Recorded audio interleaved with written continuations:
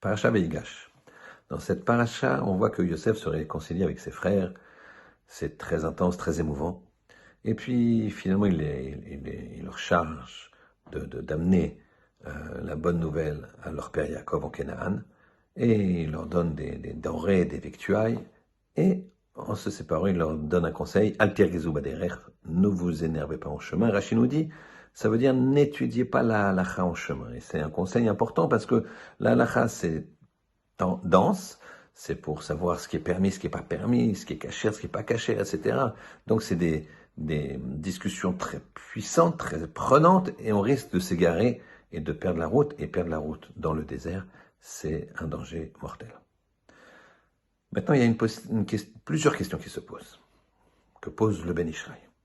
Yosef, si il leur dit n'étudiez pas la halakha en chemin, c'est qu'il sait que leur père ne l'a pas dit. Pourquoi? Parce que si leur père l'avait dit dans les chemins, dans les voyages qu'avaient fait leurs frères, eh bien, Yosef ne le répéterait pas. Donc il sait que leur père l'a pas dit.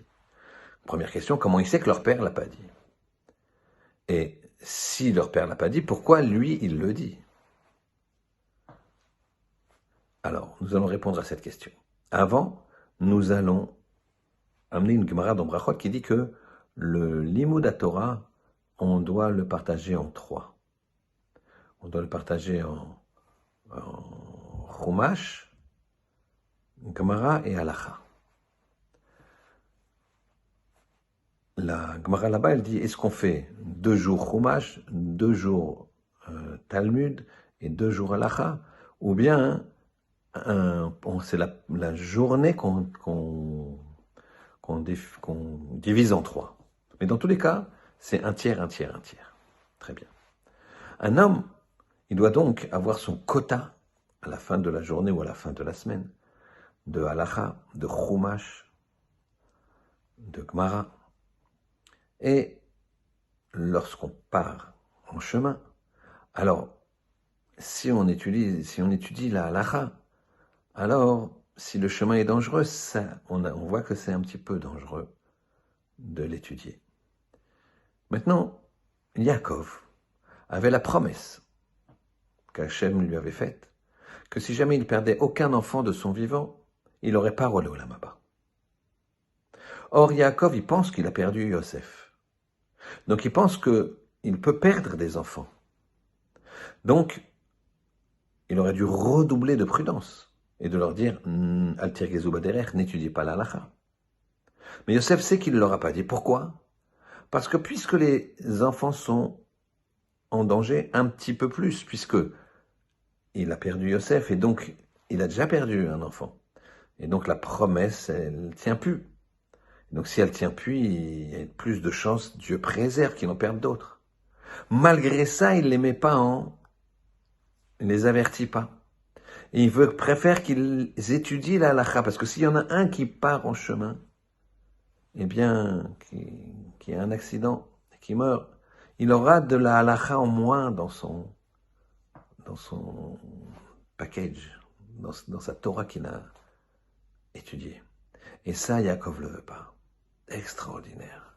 Et ça, Yosef le sait. Mais maintenant, lui, Yosef, il sait qu'il est vivant.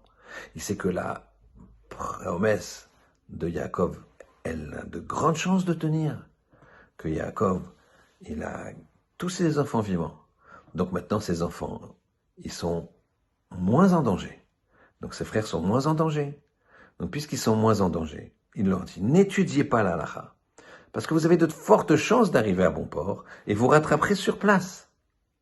Ce qui n'était pas le cas de Yaakov, puisque Yaakov, lui, il pensait qu'ils étaient plus en danger, puisqu'il y avait déjà un enfant perdu. Et donc la promesse, elle pouvait plus tenir. Donc il risquait de perdre, chas v'shalom, peut-être d'autres. Regardez l'importance et la puissance de la Torah. Nous, on court après n'importe quoi. On perd notre temps avec n'importe quoi. Et regardez Yaakov. Il nous montre par le fait de ne pas dire « Attention, n'étudiez pas la halakha », que le but de la vie d'un homme, c'est d'étudier. Le but de la vie d'un homme, c'est de se rapprocher d'Hachem. Et on se rapproche d'Hachem qu'à travers la Torah. Alors, nous de jouer et d'ouvrir les livres. Shabbat Shalom.